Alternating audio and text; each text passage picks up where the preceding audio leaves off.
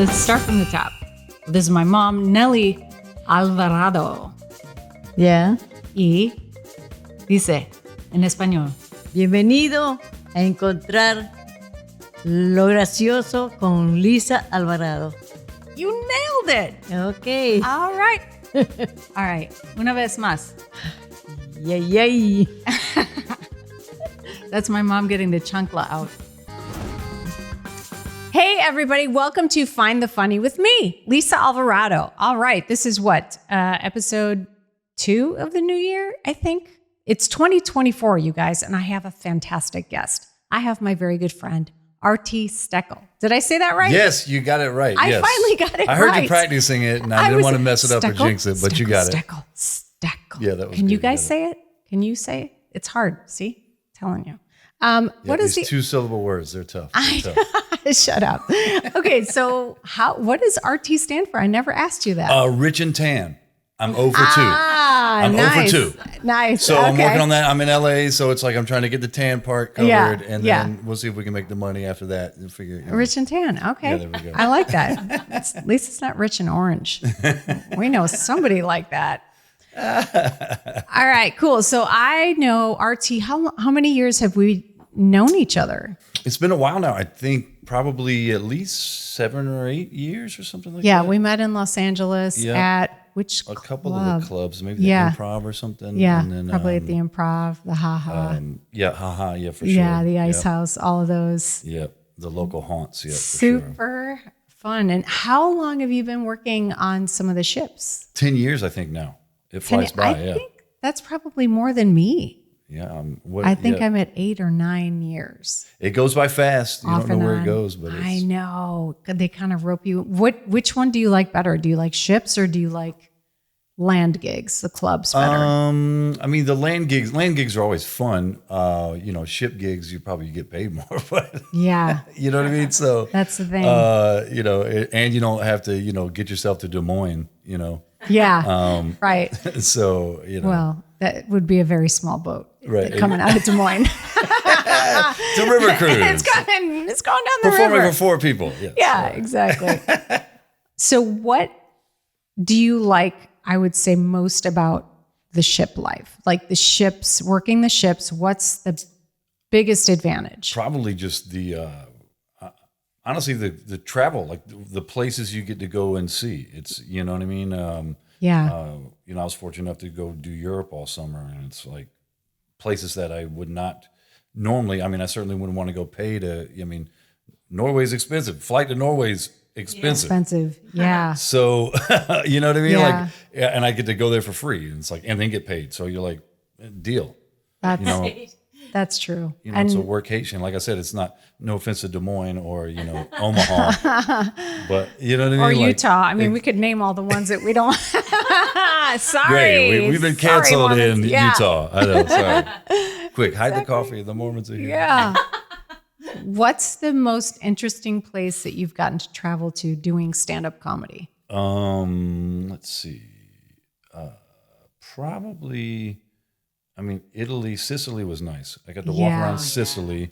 And the funny thing is I'm driving in and, I've seen all the mob specials and stuff, Yeah. And so when you're driving into all these places, you see, Palermo and, all the names of these, historic mob towns. And you're just, I'm freaking out. Like probably a kid at Disneyland. It's like, oh, that's where so-and-so got whacked. Yeah. That's where Jimmy the 2 Feet got whacked. And you're like, who the fuck is that? I don't know.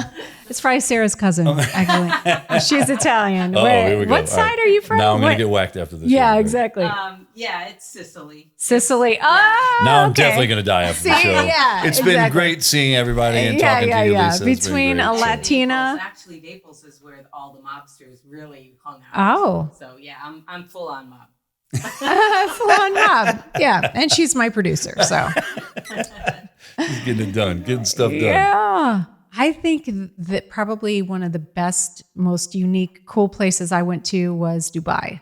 Oh, Dubai. Yes. Did you hear about all the comics going out there to do those clubs out there? Yes, for sure. Oh I never did the Dubai run, but Japan for sure was definitely interesting. Was that a military tour? Japan was a military tour. But the great thing about military tours is you actually get to go, the people from the base actually take you around and show Oh, you yeah, that was places awesome. where you never would see because they're private For sure. to the base. I mean, in the base in Japan we were at, I can't remember the name, but Mount Fuji's just right there, and you're just looking at it. Wow. And that was a funny story. We had the show got canceled because there was a typhoon and a tsunami. What? Yes, and it was scary because like I tell a joke about it because the they're not expressive people, and so when he's making the announcement at the airport, because I hear it in the airport, and I'm like to the other comic, is that where we're going? Yeah. And then he was like, I think that's where we're going. But the guy's like, yes, there's a typhoon and a tsunami coming, so. And you're like, that Totally show calm. some urgency. Yeah. And then so sure enough, the show got canceled and we got trapped in the little barracks for 2 days and had to eat MREs for 2 freaking days. Oh, wow. It was so hilarious. It was man, it was no joke. Yeah, it's super scary. That I've had friends, like situations actually arise when they were out there and had to be like helicoptered out and things like that. Yikes. I was supposed to go to Egypt in January and they canceled that, which I'm happy that they canceled that, but I'm so bummed because I'm look like, at the war. Egypt. Yeah, exactly. Oh, you look Egyptian. No, we're going to kidnap you, Lisa. Put on this burqa. Yeah, exactly. But these are the awesome places we get to see. What would you say is the thing you like the least about working on the ships? Well, it's really just stand up in general is the travel, is sitting, Yes. Sitting at the airport. Right. And I think I'm going to bring a uniform that says common sense police. Yeah. And I'm just going to police the people in the airport because it's unbearable. This one lady I saw, she was looking through something in her bag. Right. That's fine. We all do that. Oh, where's my so-and-so?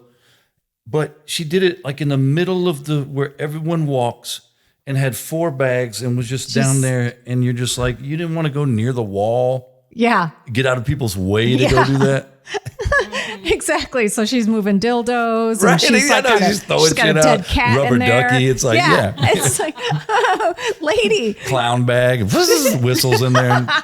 Well, the thing I hate too is when they weigh your bag and then that person has to take out like 3 pounds worth of stuff, but they got to do it in front of everybody. Right. Like people are waiting right behind you, getting pissed. Yeah. And it's like, well, who has a scale? And they're like, here, I'll just put these sweaters on. And then Yeah. they have like 7 sweaters on. And Yeah, walk to the I gate. know comics that do that because they don't want to pay for the bag.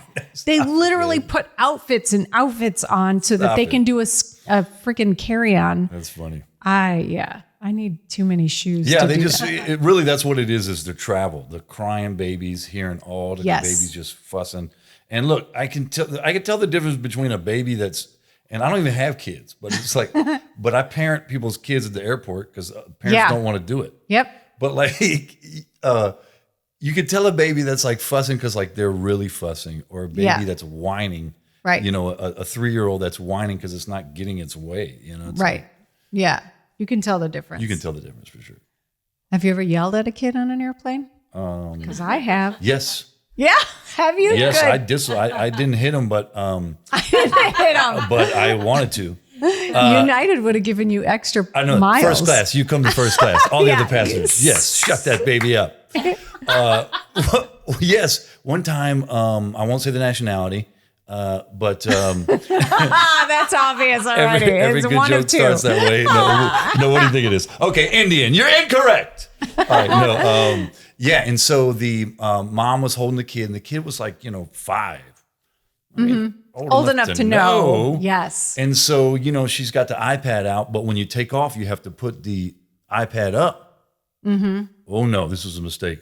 And so the mom was putting it up, and the kid started doing the drop, drop to I the hate ground and that. started fussing and whining. Yeah. And then the mom grabbed him and tried to calm him down. Yeah. And the kid slapped his mom. Oh And my. And I was just sitting there in shock going, did the little boy? And the mom didn't even do anything. Oh man. That's why he did it. Yeah, because he just... 'Cause he and then, knew. the mom was acting like, oh, stop slapping me in the face. It's so cute. And you slap me Yeah. in the face. And so I looked at the kid. I squared... I mean, when he looked at me, I kind of... caught his gaze. Make- I was making sure he was looking at me, and I was like, "We are not going to hit people. You are not going to hit your mom, so you need to calm down Good. because I'm not dealing with this the whole flight." Wow. She make out with you? I would have. I'd have been like, "Come here." I didn't want any part of this situation. I Yes. didn't want her Yes. or him. I knew they were. Exactly. It's a package deal. It is a package deal.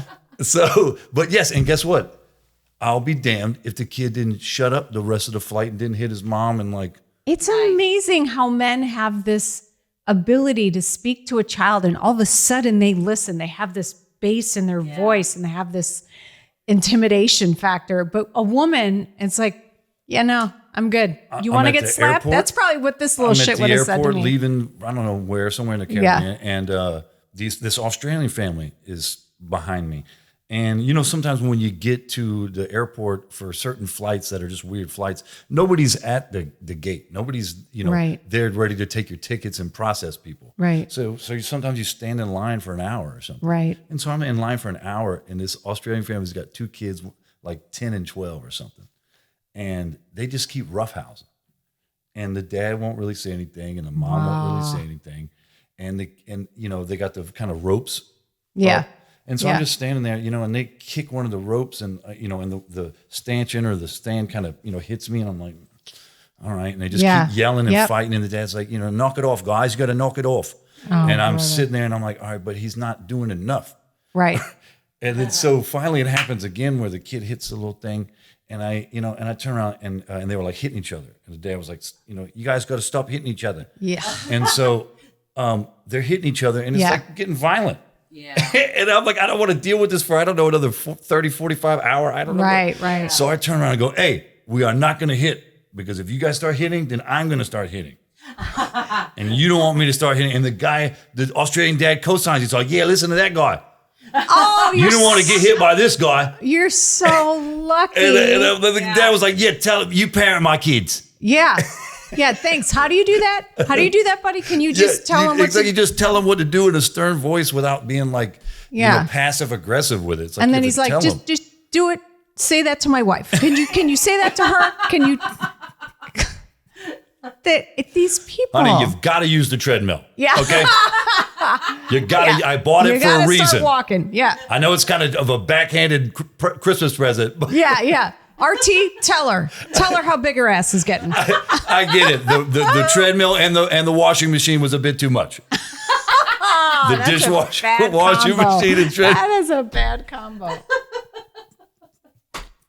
This relationship's over. Yeah.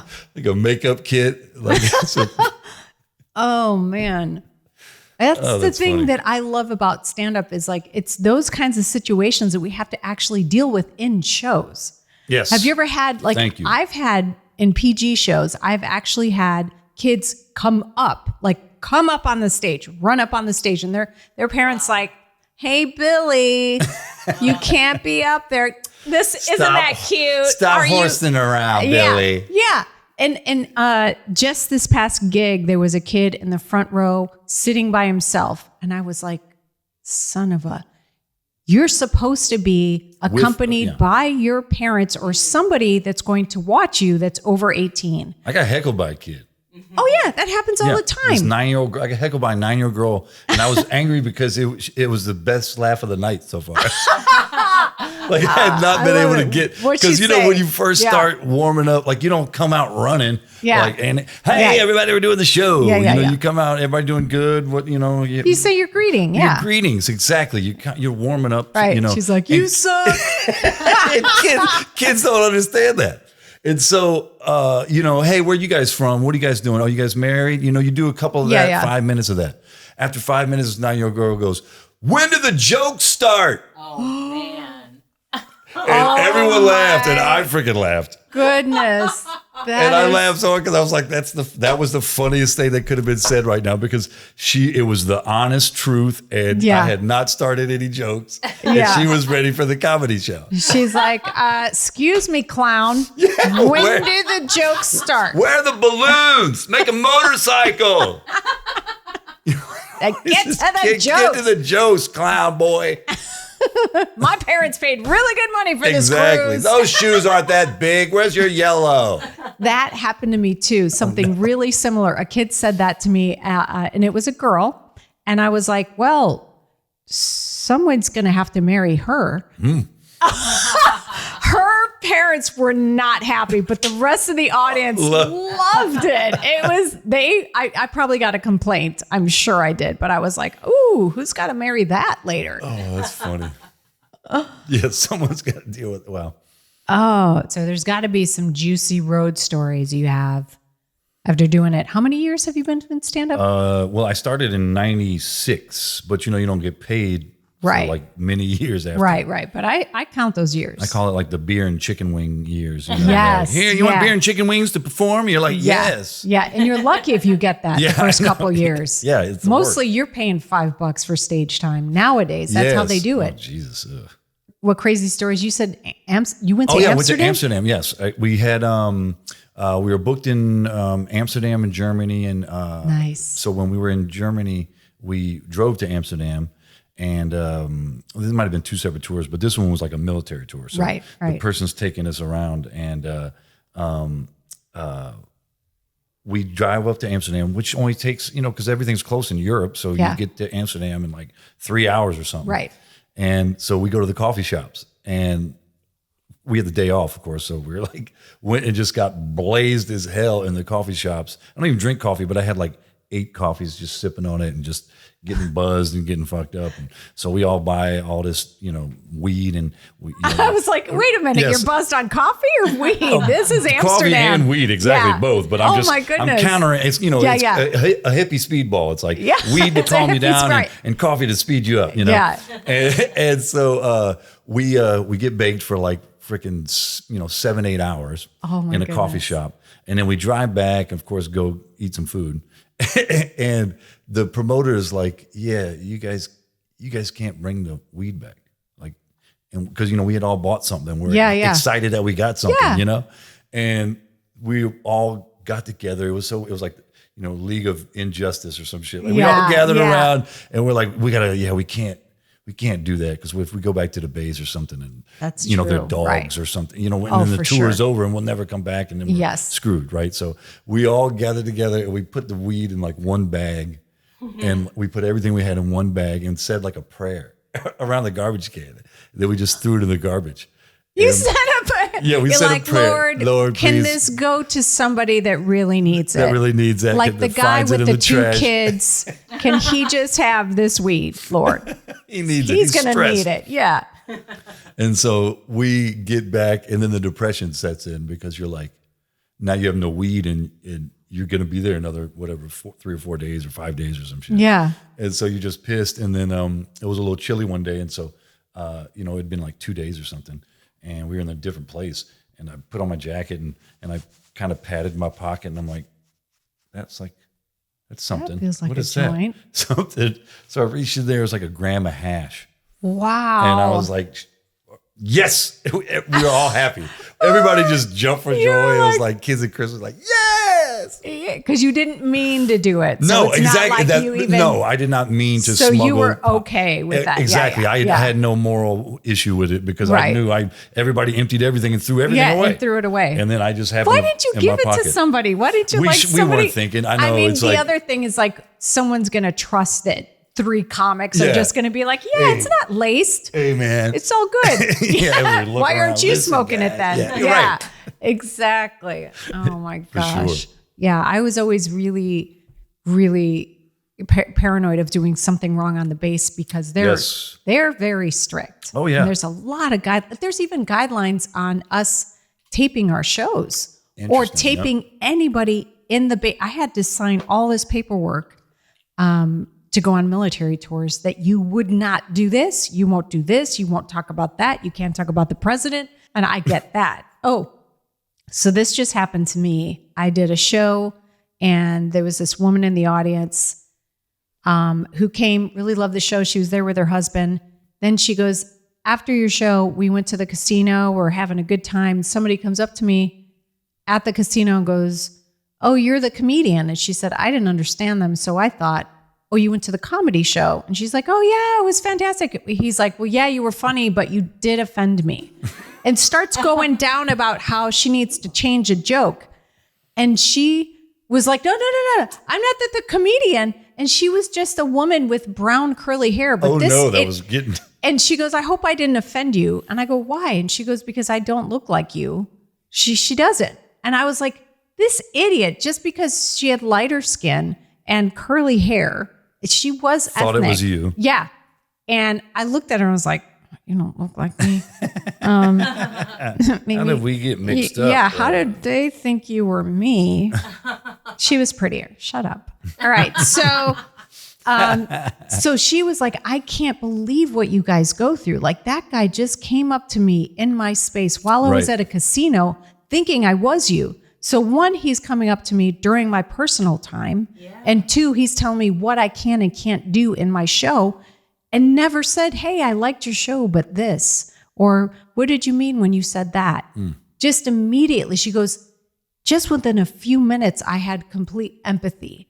Wow. And couldn't believe what you guys go through, because not just what you do on stage and how people heckle while you're on the stage, but then you leave, you're done with your job, and they come and find you to tell you. Send you messages online or something, and you just... I mean, that's the thing is most people don't understand everything that we have to go through just from beginning to end, beginning of our careers to, when it ends. And it's like, for example, when I started, you have to do every room you can just to try to get better. You're doing, you're 4, 5, 6, 7 spots a night trying to find something and improve yourself because you just can't get stage time. And, so one of the open mics I would go to, and I remember the first time I went, I realized the host would pass out Nerf balls and they would throw them at you if they didn't like you.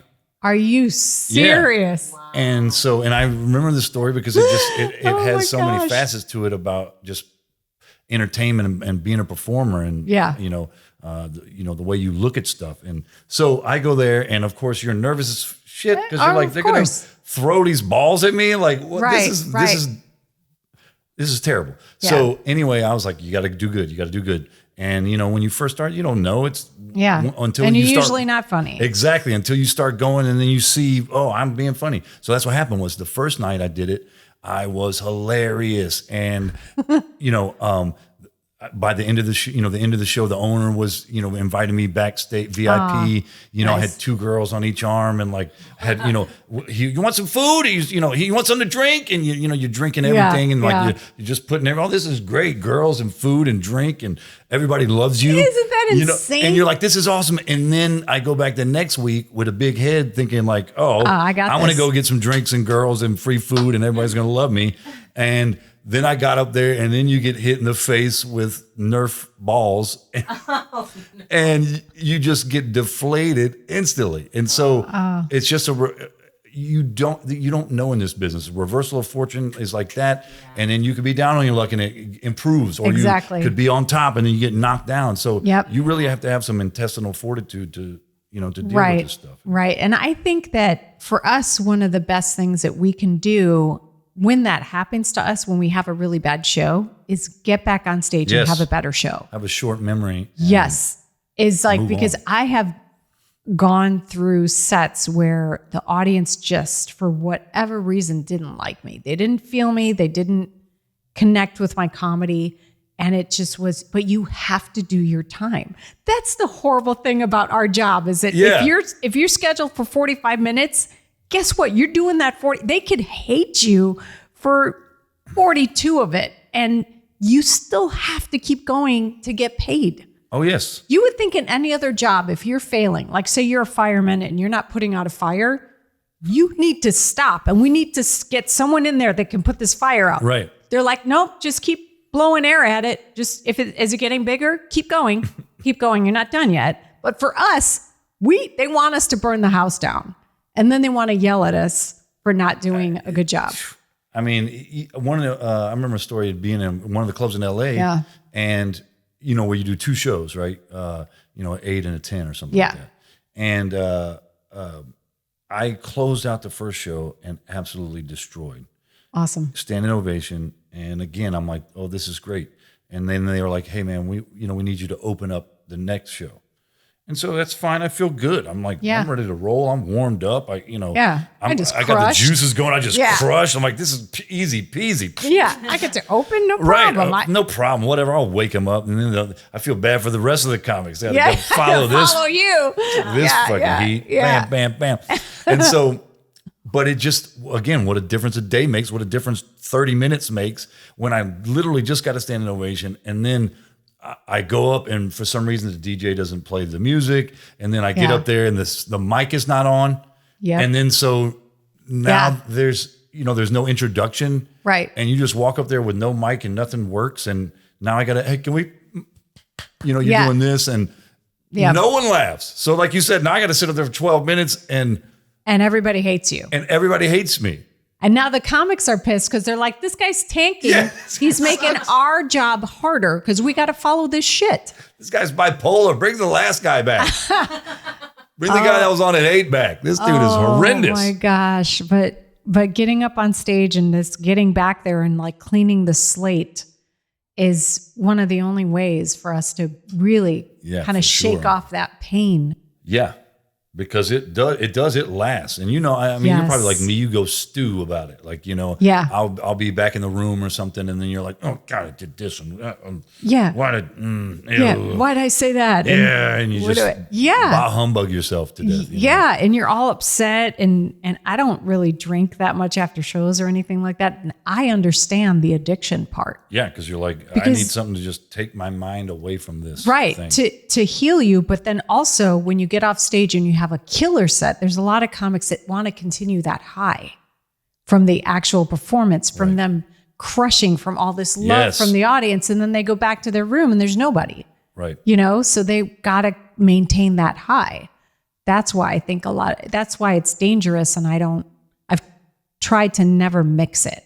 Yeah. Like, it's do you tough. drink when you're on stage? Not when I'm on stage, but I'll drink afterwards. Yeah. And sometimes, and that's the other thing is like, you get the adulation from the people and people want to buy drinks and hang out. So you kind of, I mean, I definitely I feel bad for the people that, for certainly have issues with it because, that's very prevalent. Yeah. There's a couple comics that I knew well that were crushers that if they were not high, they wouldn't go on stage. Like their creativity, they felt like their creativity was like when they wrote and when they performed, it came from this. And I was like, what if you're not one time and you got to go up or you're standing at the Improv, someone doesn't show and they want to throw you on and you're sober. Yeah. Like, I think George Carlin has a quote where he says, you got to, you write sober and then you punch up high. That's a good, I should try that. Exactly, except for my stuff is all to put me to sleep. So that would, I mean, like, what'd you write? I don't know. So it's 2024. What's your New Year's resolution or what do you want from this year? I mean, that could be career-wise, personally. I want to be paid my worth. Yeah. That's what I want. Yeah. So I'd like to come up a few brackets and, just keep staying creative. I think that's the most important thing. Yeah. Anytime the downtime is the tough time. Yeah. When you're not, because if you're not writing or creative or, doing something like this, it's tough. You just think and you get mired in thoughts and versus like actually being productive and creative. So that's certainly like something I want to make sure I can do is just stay creative and just keep doing good work, Yeah.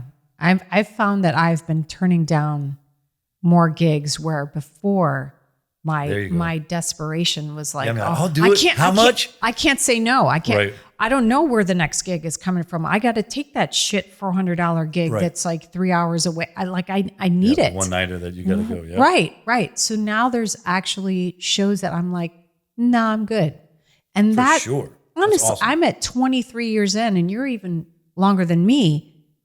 And it's just now within the past couple of years where I'm like, no, I'm okay. Not doing that. Or I'll do that gig, but now that you need to fly me out of here, or I'm not taking a connecting flight. But I fully believe that works because when you don't speak up against it, you got to visualize and then go out there and accomplish it. Yeah. And like you said, when somebody offers you something that's, I don't want to say beneath you, but you know, things that you're now going to refuse to do. Yeah. Better things open up. You know what I mean? You were talking about that having girls after the show, right?